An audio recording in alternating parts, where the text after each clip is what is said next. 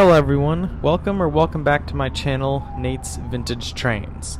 Today's video we are at the Museum of Science and Industry at Chicago. Here we find two of some of the most significant pieces of railroad equipment in United States history. Museum of Science and Industry. First of all, in the main hall is New York Central number 999. There are many YouTube channels that have already done a thorough history about this engine, so I'll just give you a brief one. It was built by the New York Central in Albany in 1893. This 440 originally had 86-inch driving wheels, and with such large drivers, it was in passenger service. During some testing, before going to Chicago's World's Fair, it would reach a speed of what is debatably over 100 miles an hour. One of the earliest locomotives to do such, but this was not officially confirmed, so I don't want to get any mad comments in this video.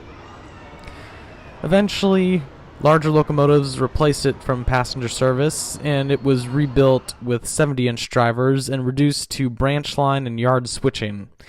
The engine remarkably lasted to the 1950s and was spared from being scrapped after crews realized its history of being one of the record-breaking locomotives. The locomotive was donated by New York Central to Chicago Museum of Science and Industry in 1962. It was displayed outside, and in 1993 it was given a full cosmetic restoration and placed on display in the main hall, where it currently sits today. You can even get in the cab. New York Central and Hudson River Railroad. Right next to 999 is a very impressive train layout. This setup represents the route from Chicago all the way to Seattle, which could be Northern Pacific, Great Northern, or Milwaukee Road. I'm not sure which, frankly. Anyway, the layout takes up a good portion of the main hall next to 999. And oh boy, you could spend hours looking at all the little details. They certainly decked everything out for accuracy on this set.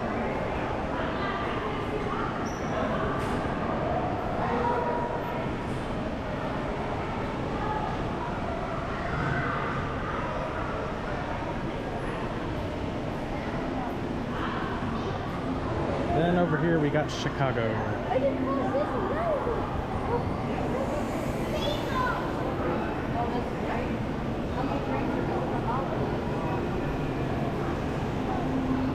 Here's a better view of the rest of the train set.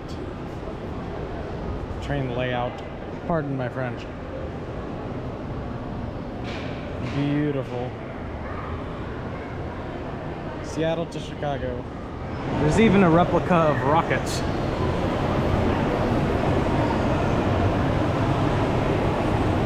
One of these days I'll see the real thing.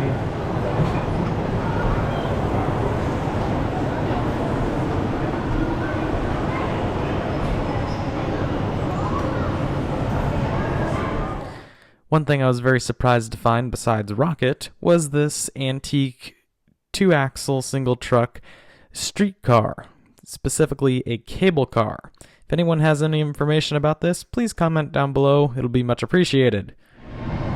The Pioneer Zephyr. Chicago, Burlington, and Quincy, number 9900.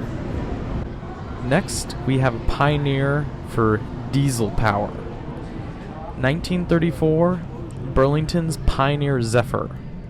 In its dedicated space, it is shown in its full restored glory. Let's take a tour of this beauty of a streamliner. This is the railway post office. All the mail gets sorted here. And this is the baggage section.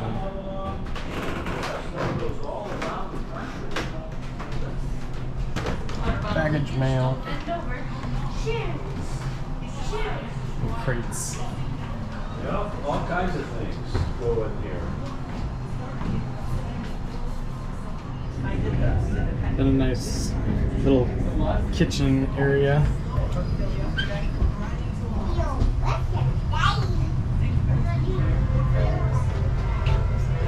More passenger area. Beautifully restored. Then the observation in the back. The luxury.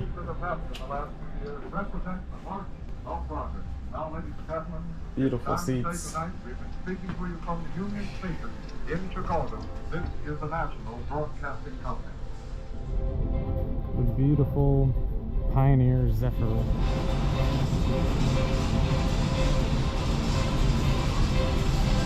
Burlington.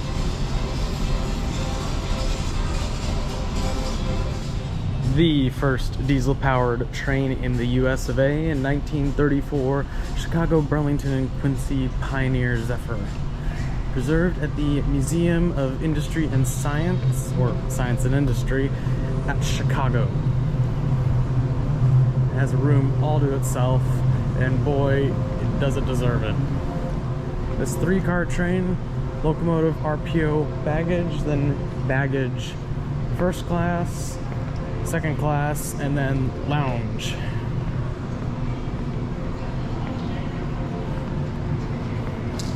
Still sporting very good older style EMD trucks, or EMC, Electric Motive Corporation, first passenger diesel.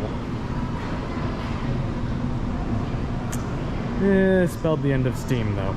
The Museum of Science and Industry at Chicago is well worth the visit. If you're in the area, I could not recommend it more. Not just trains, many others things as well related to science and history. Thanks for watching. This is Nate's Vintage Trains. Keep it old school. There's more videos to come soon once I get 2023 content out of the way.